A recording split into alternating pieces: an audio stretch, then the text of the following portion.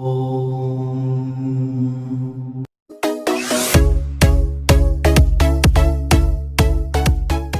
मैं मुकुंद आप सबका स्वागत करता हूं हमारे PSRM स्टडी चैनल में। आज हम लोग करने वाले हैं क्लास 10th के नेशनलिज्म इन इंडिया से topic number 3.2 how participated see the movement. Okay, हम लोगों ने इससे पिछले वीडियो में क्या डिस्कस किया था कि गांधी जी ने जो सिविल डिसोबीडियंस मूवमेंट स्टार्ट किया, ठीक है ना, साल्ट लॉ के अगेंस्ट, जो साल्ट के ऊपर गवर्नमेंट ने टैक्स इम्पोज कर रखा था।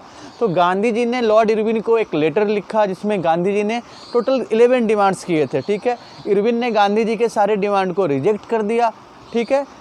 उसके रिएक्शन में गांधी जी ने क्या किया, साबरमती आश्रम से दांडी तक की यात्रा की और वहाँ दांडी में उन्होंने खुद से सॉल्ट प्रोड्यूस किया, ठीक है। और आपको पता है कि सॉल्ट प्रोड्यूस करना उस टाइम पे इलीगल था। तो गांधी जी ने लॉ को खुद से वायलेट किया और इंडिया के लोगों से अपील की कि इंडियन लोग भी अब ब्रिटिश लॉ को बायकॉट करें, ठीक है, वायलेट करें। तो हम लोगों ने वो देखा था कि गांधी जी जब दांडी पहुंचते हैं और 6 अप्रैल को वहाँ पे गांधी जी दांडी पहुंच के जो नमक प्रोड्यूस करते हैं, तो वो बिगिनिंग होती है सिविल डिसोबीडियंस मूवमेंट की। उसके बाद पूरे देश भर में ब्रिटिश गवर्नमेंट के अगेंस्ट प्रोटेस्ट होते हैं, फॉरेन गुड्स को बायकॉट किया जाता है, ठीक है। गवर्नमेंट क्या करती है, हमने वो भी देखा था कि गवर्नमेंट ऑप्रेसिव मेजर यूज करती है और जो सत्याग्रही थे, जो मूवमेंट में पार्टिसिपेट करने वाले लोग थे, उनको ऑप्रेस कर रही थी। More than 1 lakh people were arrested, ठीक है। पेशावर में खान अब्दुल गफ्फार खान अरेस्ट किए गए, हर जगह से वायलेंस की रिपोर्ट हो रही थी। तो फाइनली क्या किया गांधी जी ने, लॉर्ड इरविन के साथ एक पैक्ट साइन किया, ठीक है, जिसको हम लोग गांधी इरविन पैक्ट के नाम से जानते हैं। और गांधी जी ने सिविल डिसोबीडियंस मूवमेंट को क्या किया, कॉल ऑफ कर लिया, ठीक है। आज हम लोग करने वाले हैं कि जो सिविल डिसोबीडियंस मूवमेंट में जो पार्टिसिपेट कर रहे थे लोग, ठीक है, तो उनके लिए सिविल डिसोबीडियंट मूवमेंट में पार्टिसिपेशन के क्या रीज़न थे या क्या मीनिंग थे उनके लिए, ठीक है। तो हम लोग एक एक करके सारे सेक्शंस को देखते हुए चलते हैं। ओके, तो हम ये देख रहे हैं कि गांधी जी का जो सिविल डिसोबीडियंस मूवमेंट था, उसमें सोसाइटी के जो अलग अलग सेक्शन के लोग हैं, उन्होंने क्यों, किस रीजन से सिविल डिसोबीडियंस मूवमेंट को ज्वाइन किया है, ठीक है ना। सबसे पहले हम देखते हैं जो बिग पीजेंट्स हैं, बड़े किसान हैं, ठीक है। हमारे पास टेक्स्ट बुक में एग्जाम्पल है गुजरात के जो पाटीदार है, पटेल है, ठीक है, और जो वेस्ट यूपी के जाट होते हैं, ठीक है। तो ये काफ़ी प्रॉस्परस किसान होते थे, ज़मींदार होते थे, ठीक है। अब देखिए, जो फर्स्ट वर्ल्ड वॉर के बाद का जो ग्लोबल इकोनॉमिक डिप्रेशन हुआ है, उससे इंडिया की कंडीशन भी ख़राब हुई है, ठीक है। गवर्नमेंट ने क्या किया, उस डिप्रेशन वाले सिचुएशन में इंडियन जो किसान हैं उनके ऊपर रिवेन्यू के लिए ज़्यादा बर्डन डाला है टैक्स का, ठीक है। तो ये जो पाटीदार हैं या जाट्स हैं, ये उम्मीद कर रहे थे गांधी जी से कि गांधी जी इनके डिमांड को आगे रखेंगे गवर्नमेंट के आगे। गांधी जी गवर्नमेंट को कन्विंस करेंगे कि ये जो इनके ऊपर टैक्स बर्डन है वो उसमें एग्जम्पशन देंगे, ठीक है। So they were hoping exemption in tax, they were hoping decrease in revenue burden, ठीक है। तो इसलिए ये जो पाटीदार हैं या जाट्स हैं, इन्होंने इस मूवमेंट को ज्वाइन किया। साथ ही साथ जो इनकी कम्युनिटी के जो और मेंबर थे, जो इस मूवमेंट में पार्टिसिपेट नहीं कर रहे थे, ठीक है, डिसइंटरेस्टेड थे, तो ये लोग अपने कम्युनिटी के मेंबर को भी कन्विंस कर रहे थे कि वो गांधी जी के मूवमेंट को सपोर्ट करे। वहीं हम लोग देखते हैं कि जो छोटे किसान हैं, जो स्मॉल पीजेंट्स हैं, ठीक है ना, ये जो छोटे किसान हैं, सबसे बुरा असर डिप्रेशन का इनके ऊपर पड़ा है, ठीक है ना। यहाँ देखते हैं कि ये बड़े किसान हैं तो फिर भी इनकी कंडीशन इनसे बेटर होगी जो छोटे किसान हैं, ठीक है। इनमें ऐसे बहुत सारे हैं जो लैंडलेस फार्मर है, इन्हें ज़मींदारों को टैक्स देना पड़ रहा है। तो ये गांधी जी से ये उम्मीद कर रहे थे कि गांधी जी जो ज़मींदार हैं, लैंडलॉर्ड्स हैं, उनको कन्विंस करेंगे कि इनके जो टैक्स हैं, जो छोटे किसानों को टैक्स देना पड़ रहा है, ज़मींदार उसको रिमिट करेंगे, ज़मींदार उसको एग्जम्प्ट करेंगे, ठीक है। इनको जब जो छोटे किसान हैं उन्हें ये लग रहा था कि गांधी जी के मूवमेंट को ज्वाइन करके इनकी डिमांड को फुलफ़िल नहीं किया जा सकता है, तो बहुत सारे जो छोटे किसान थे उन्होंने क्या किया, सोशलिस्ट और कम्युनिस्ट जो रेडिकल ग्रुप्स थे, ठीक है, इस टाइम पे इंडिया में सोशलिस्ट और कम्युनिस्ट आइडिया भी नया था और काफ़ी इमर्ज हो रहा था। तो गाँव के जो किसान थे, जो छोटे किसान हैं, लैंडलेस पीजेंट्स हैं, उन्होंने क्या किया कि सोशलिस्ट और कम्युनिस्ट के जो रेडिकल ग्रुप्स होते थे उसको ज्वाइन करना स्टार्ट किया, ठीक है। अब उसके बाद हम लोग देखते हैं कि इंडिया में जो इंडस्ट्रियलिस्ट थे, ठीक है ना, हमारे इंडिया के जो इंडस्ट्रियल ऑर्गेनाइजेशन थे उस टाइम पे, जैसे आप देख सकते हैं Indian industries and commerce Congress, ठीक है ना, एक आप ये देख सकते हैं। दूसरा है आपका फिक्की, फिक्की क्या हो गया। दूसरा हम लोग देखते हैं फिक्की। फिक्की क्या है? Federation of Indian chamber of commerce and industry. ये भी एक इंडस्ट्रियल ऑर्गेनाइजेशन है जिसके लीडर थे GD बिरला और पुरुषोत्तम दास, ठीक, पुरुषोत्तम ठाकुर दास, ये दोनों इसके लीडर हैं। तो इन्होंने क्या किया, आप ये दोनों इंडस्ट्रियल ऑर्गेनाइजेशन देख रहे हैं, ठीक है, इन्होंने इस मूवमेंट को सपोर्ट किया है, ठीक है। साथ ही साथ सिविल डिसोबीडियंस मूवमेंट में फिनेंशियल सपोर्ट भी इन्होंने दिया। ये उम्मीद कर रहे थे कि जो ब्रिटिश गवर्नमेंट की जो पॉलिसी है इंडियन इंडस्ट्रियलिस्ट के लिए अनफेवरेबल है, ठीक है ना। तो गवर्नमेंट क्या करेगी, गांधी जी ना गवर्नमेंट को परस्यू करेंगे, गांधी जी गवर्नमेंट को कन्विंस करेंगे कि जो इंडियन इंडस्ट्रियलिस्ट है उनके लिए गवर्नमेंट फेवरेबल पॉलिसी लाए, ठीक है। The British government would have favourable policy towards Indian industries as well as industrialist, ठीक है ना। तो ये इस उम्मीद से गांधी जी के इस मूवमेंट को ज्वाइन कर रहे थे। अब हम आगे देखते हैं, हम लोगों ने 3 सेक्शन देख लिए, ठीक है, प्रॉस्परस पीजेंट्स, छोटे किसान और इंडस्ट्रियलिस्ट।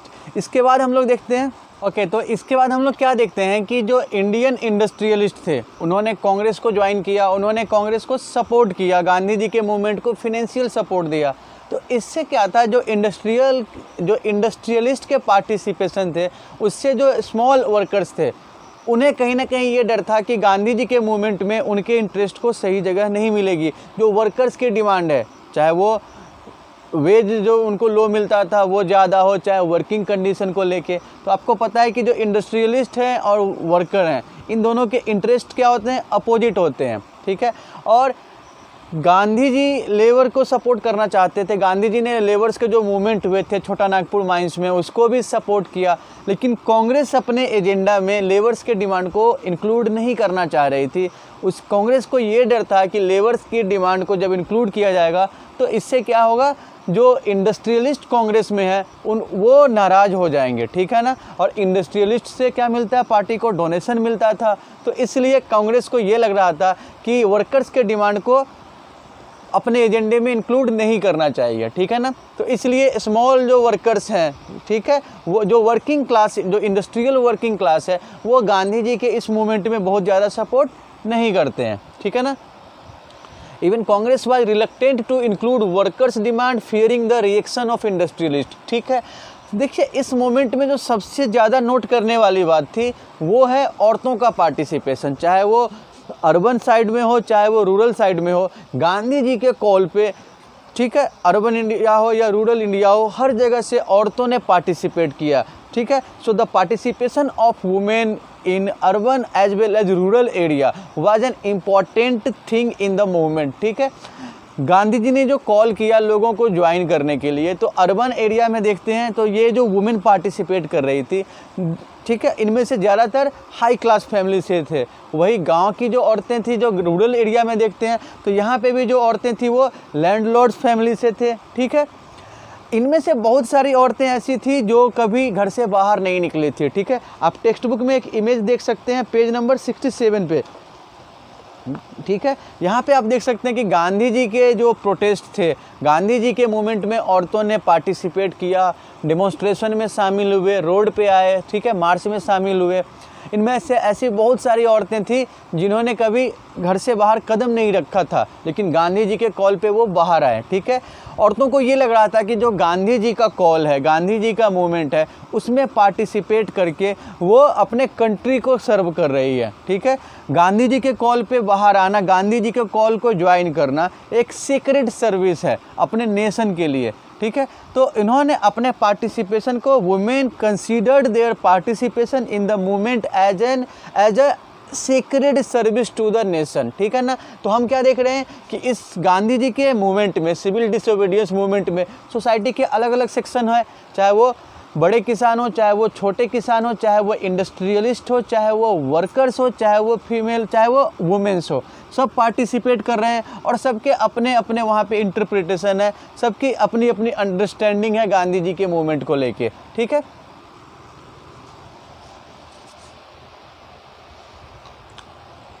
ओके, तो हम लोग अब आते हैं टॉपिक नंबर 3.3 में, और हम लोग अब देखेंगे कि ये जो सिविल डिसोबीडियंस मूवमेंट था ये सक्सेसफुल नहीं हो पाया, इसके कुछ लिमिटेशंस थे, ठीक है। तो हम लोग अब देखते हैं टॉपिक नंबर 3.3 में limitations of civil disobedience movement.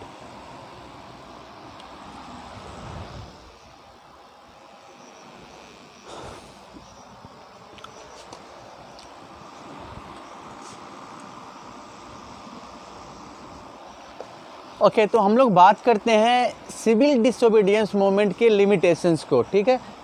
Okay, तो हम लोग बात करते हैं सिविल डिसोबीडियंस के लिमिटेशंस के बारे में कि सिविल डिसोबीडियंस के लिमिटेशन क्या थे, किस लिए ये सक्सेसफुल नहीं हो पाया पूरी तरीके से।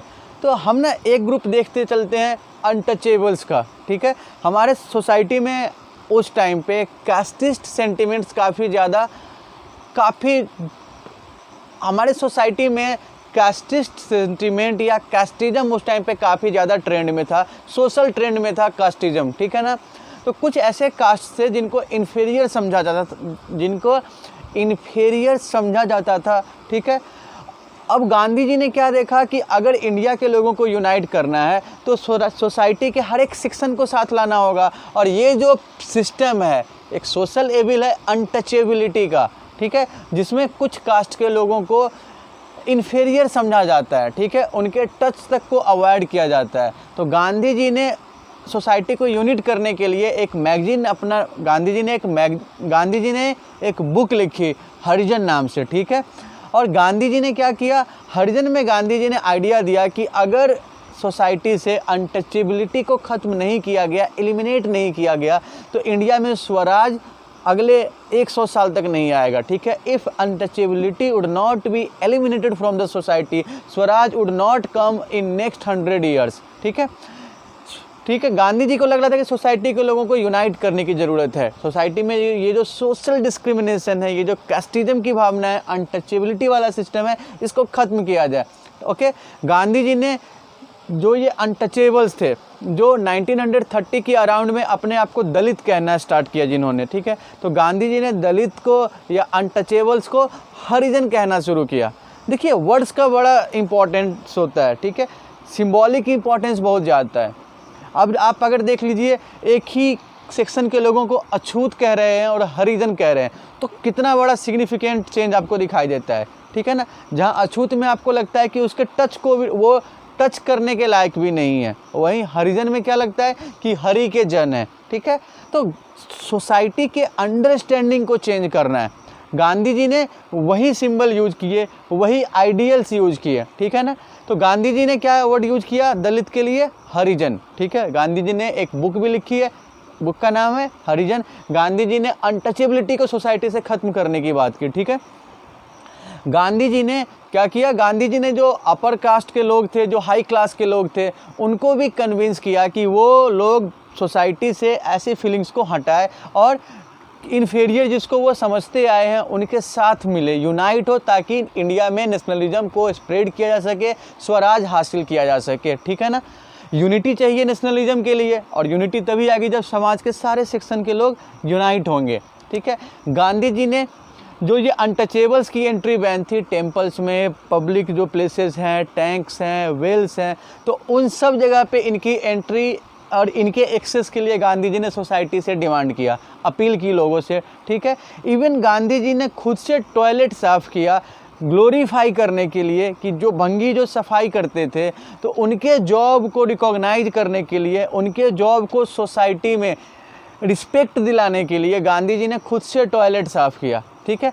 हम लोग आज भी देखते हैं कि अपनी सोसाइटी में जैसे जो सफाई कर्मचारी हैं, ठीक है, तो उनके लिए हम लोगों के गवर्नमेंट ने वर्ड यूज किया स्वच्छाग्रही, ठीक है। तो हमें उसमें क्या किया गया है कि जो ग्राउंड लेवल पे जो काम कर रहे हैं, सोसाइटी के लिए काम कर रहे हैं, वो सोसाइटी को अपनी सर्विस दे रहे हैं, तो उनके काम के हिसाब से उनको इन्फीरियर नहीं समझा जाए, दे डिजर्व इक्वल रिस्पेक्ट, ठीक है। तो उनको रिस्पेक्ट मिलना चाहिए। गांधी जी ने यहाँ पे वही चीज़ किया है। गांधी जी ने खुद से टॉयलेट साफ़ करके भंगी के जॉब को ग्लोरीफाई किया है, ठीक है। अब हम लोग देखते हैं कि जो दलित लीडर्स थे उनका क्या स्टैंड है गांधी जी के सिविल डिसोबीडियंस मूवमेंट को लेके। तो आइए देखते हैं दलित लीडर्स के स्टैंड को। ओके, तो हम लोग अगर दलित लीडर्स के स्टैंड को देखते हैं तो दलित लीडर्स में हम सबसे इम्पॉर्टेंट फिगर देखते हैं डॉक्टर भीमराव अम्बेडकर, ठीक है ना।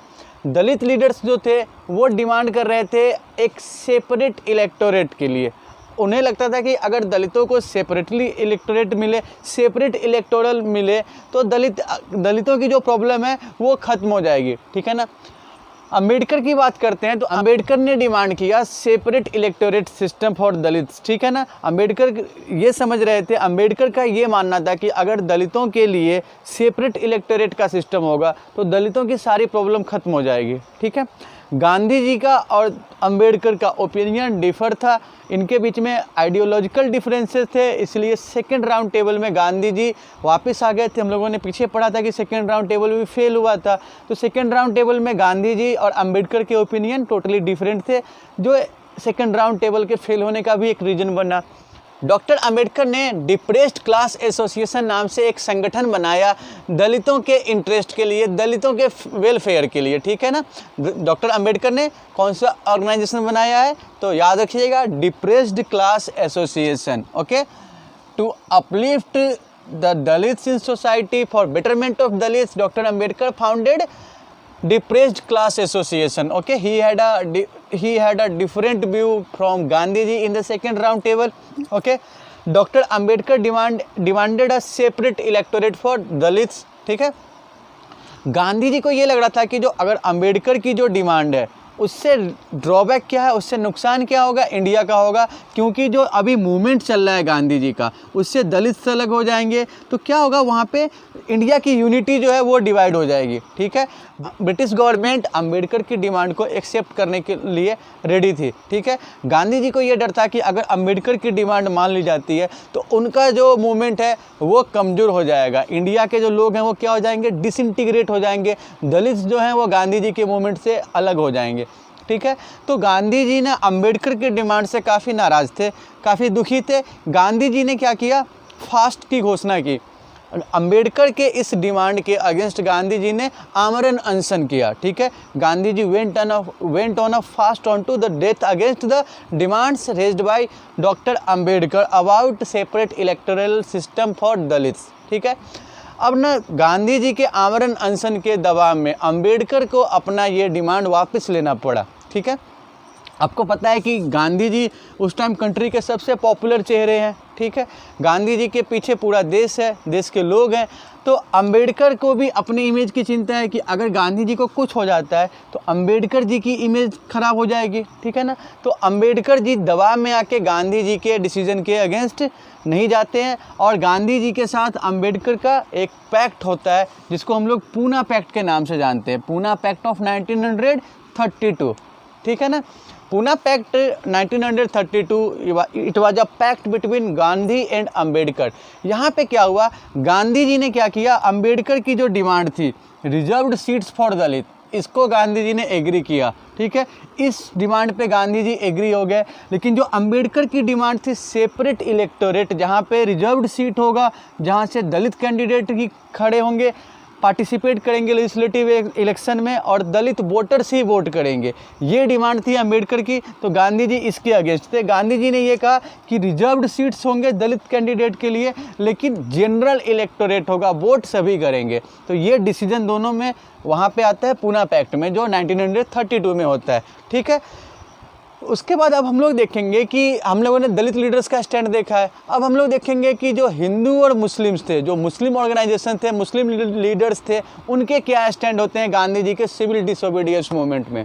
ओके, तो हम लोग बात करते हैं कि इंडिया के जो मुस्लिम लीडर्स थे उनका रिस्पांस क्या था गांधी जी के सिविल डिसोबीडियंस मूवमेंट को लेके, ठीक है ना। देखिए, जो नॉन कोऑपरेशन मूवमेंट और खिलाफत मूवमेंट के बाद से इंडिया के जो मुस्लिम लीडर्स थे वो कांग्रेस से दूर होते जा रहे थे, ठीक है ना। देखिए 1920 के जो मिड ईयर्स हैं वहाँ से कांग्रेस, हम लोग देखते हैं कि गांधी जी के जो सिविल डिसोबीडियंस मूवमेंट थे उसमें मुस्लिम लीडर्स ने कैसे रिएक्ट किया है, ठीक है ना। तो गांधी जी का जो नॉन कोऑपरेशन मूवमेंट है, जो खिलाफत मूवमेंट है, उसके बाद से हम देखते हैं कि जो मुस्लिम लीडर्स थे वो कांग्रेस से दूर होते चले गए, ठीक है।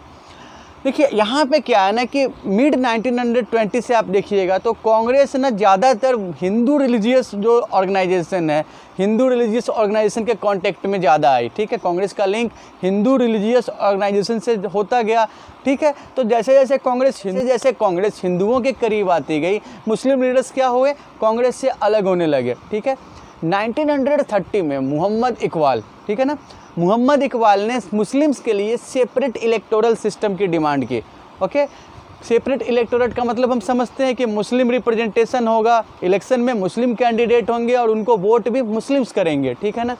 सो he wanted a creation of Muslim India within India, ठीक है ना। मुस्लिम के लिए अलग से रिप्रेजेंटेशन हो और वो रिप्रेजेंटेशन मुस्लिम ही डिसाइड करेंगे, मुस्लिम ही वोट करेंगे, ठीक है। कांग्रेस क्या चाहती थी कि मुस्लिम्स को अपने साथ लाए ताकि मूवमेंट को सक्सेसफुल बनाया जा सके, इंडिया को यूनाइट किया जा सके। तो कांग्रेस ना मुस्लिम लीडर्स के डिमांड को एक्सेप्ट करने वाली थी। कांग्रेस ने ऑफ़र किया कि वो मुस्लिम्स के रिप्रेजेंटेशन को एक्सेप्ट करेंगे, लेकिन इसका स्ट्रांगली अपोजिशन हुआ, इसको स्ट्रांगली अपोज किया हिंदू महासभा के MR जयकर ने, ठीक है ना।